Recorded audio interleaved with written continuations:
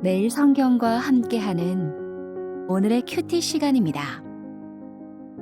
10월 25일 오늘의 말씀은 역대하 32장 24절에서 33절입니다.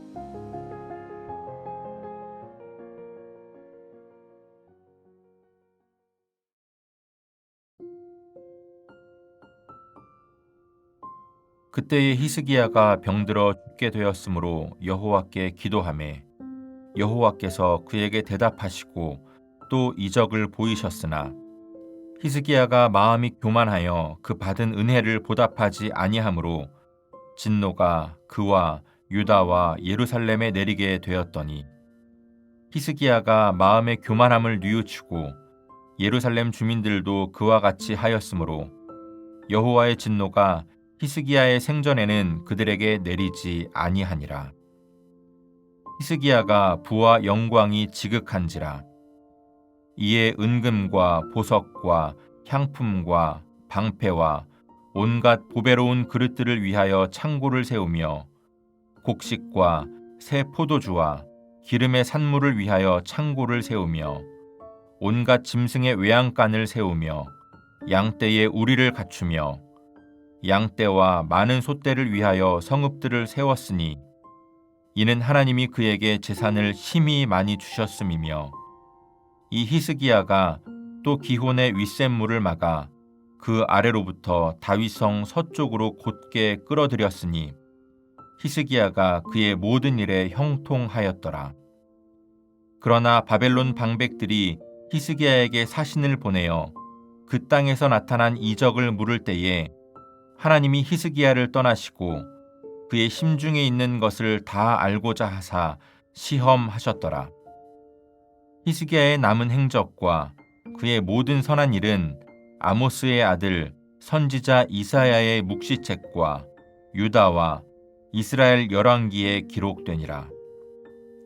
히스기야가 그의 조상들과 함께 누움에 온 유다와 예루살렘 주민이 그를 다윗 자손의 묘실 중 높은 곳에 장사하여 그의 죽음에 그에게 경의를 표하였더라.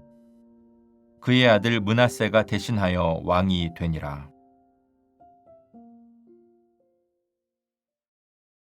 다윗은 시편 63편 4절에서 나의 평생에 주를 송축하며 주의 이름으로 말미암아 나의 손을 들리이다라고 고백합니다.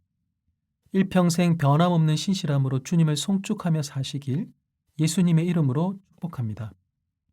오늘 본문은 세 문단으로 나눌 수 있습니다. 24절부터 26절까지는 히스기야의 병과 교만, 27절부터 31절까지는 히스기야의 부와 영광, 32절부터 33절은 히스기야의 통치 요약입니다. 본문의 내용입니다. 먼저 24절부터 26절까지의 내용입니다. 아수르의 위협이 사라진 때에 히스기야에게 병이 찾아와 죽을 지경에 놓입니다. 국가적인 위기가 사라지자 개인적인 위기가 찾아옵니다. 아수르라는 큰 기도 제목이 사라졌지만 만만치 않은 새로운 기도 제목이 생긴 셈입니다. 아수르의 위협 앞에서 기도했던 히스기야는 이번에도 하나님께 기도합니다. 아수르의 위협을 제거하신 하나님은 히스기야의 병을 제거해 주십니다. 그런데 병이 나온 후 히스기야의 마음에 교만이 찾아옵니다. 유다의 역대 왕들을 괴롭혔던 교만이 히스기야를 강타합니다. 병이 나온 기적이 하나님을 향한 감사의 고백이 아니라 히스기야 자신을 높이는 교만이 되어버립니다. 히스기야의 교만으로 유다와 예루살렘에 하나님의 진노가 내리자 히스기야가 교만을 뉘우칩니다. 히스기야는 세 번의 전쟁을 겪었습니다. 첫 번째는 아수르의 침입, 두 번째는 육체의 질병으로 죽을 병, 세 번째는 마음의 질병으로 바로 교만입니다. 다음으로 27절부터 31절의 내용입니다. 히스기야는 천하의 영화를 한 몸에 누리는 것처럼 부와 영광이 가득했습니다. 성경은 히스기야가 누린 부와 영광에 대해 구체적으로 소개하는데 핵심은 공간의 확보입니다. 은과 금, 보석, 향품, 방패, 귀한 그릇, 곡식, 새포도주, 기름을 보관해둘 창고를 세워야 했습니다. 짐승의 외양간과 우리를 세워야 했습니다. 심지어 양떼와 소떼를 위해 따로 성읍을 세워야 했습니다. 성경은 이 모든 부를 히스기야가 일군 것이 아니라 하나님이 주신 것임을 분명히 말합니다. 히스기야는 땅속에 굴을 뚫어 기혼의 샘물이 다윗성 안쪽으로 흐르게 합니다. 난이도가 상당히 높은 작업인데 이 일마저도 잘 해냅니다. 이렇게 부가 쌓이고 기술이 발달할 때 하나님은 히스기야의 심중에 무엇이 있는지 확인하고자 하십니다. 바벨론 사절들이 와서 유다 땅에 이루어진 놀라운 기적을 물을 때 히스기야 왕이 하는 답을 들어보면 그의 마음에 지금 무엇이 있는지가 드러나게 될 것입니다. 마지막으로 32절과 33절의 내용입니다. 역대기에서 다윗과 솔로몬 다음으로 분량이 많은 히스기야 이야기가 이제 끝이 납니다. 히스기야 왕에 대한 기록은 이사야의 묵시책과 유다와 이스라엘의 열왕기에 복수로 기록되어 있습니다.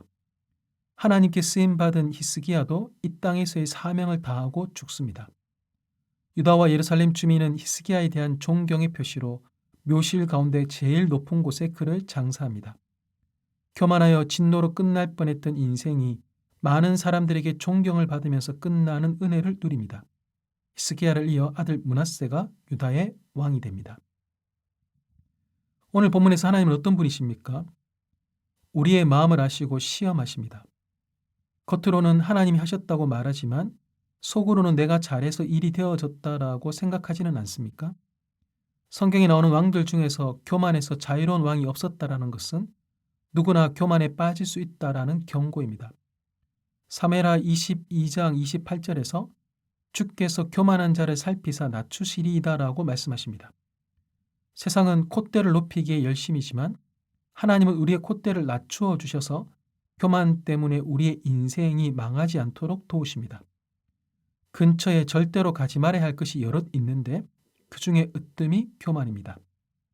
만약 지금 은혜의 결과를 마치 내 능력인 양 여기고 있다면 속히 돌이키십시오. 교만과는 절대로 짝하지 말고 멀리하는 것이 지혜입니다. 오늘 본문이 우리에게 주시는 교훈은 무엇입니까? 하나님의 사람으로 주어진 소명을 감당한 히스기야도 결국 죽습니다. 히스기야의 인생을 무엇으로 설명할 수 있겠습니까? 하나님 아니고 그의 인생을 설명할 수 없고 기록할 수도 없습니다. 히스기야의 인생을 통해 우리가 보게 되는 건 결국 하나님이십니다. 히스기야가 소유물을 보관하기 위해 창고와 성읍을 세울 정도로 대단히 부유했지만 성경은 하나님이 그에게 재산을 심히 많이 주셔서 부유하게 되었다고 분명하게 말씀하십니다. 죽을 병에서 나은 기적이 일어난 것도 히스기야의 기도가 중요한 것이 아니라 하나님께서 기도에 응답하신 것이 중요합니다. 교만에 빠지지 않는 방법은 우리 삶의 주어가 하나님이심을 고백하는 것입니다. 다윗은 역대상 29장 12절에서 부와 기가 주께로 말미암고 또 주는 만물의 주제가 되사 손에 건세와 능력이 있사오니 모든 사람을 크게 하심과 강하게 하심이 주의 손에 있나이다라고 고백합니다. 우리 인생의 주어는 누구입니까? 우리 인생의 주어는 오직 하나, 하나님 한 분밖에 없습니다. 기도하겠습니다. 하나님, 저의 삶의 모든 것이 주께로부터 말미암았음을 고백합니다. 찬양 가사처럼 삶에 당연한 것은 하나도 없습니다. 지금까지 숨을 쉬며 살며 꿈을 꾸는 것 오직 은혜로 가능했습니다. 저의 삶의 주어는 오직 하나님이십니다. 저의 삶을 하나님 외에 다른 것으로 설명하지 않게 하소서.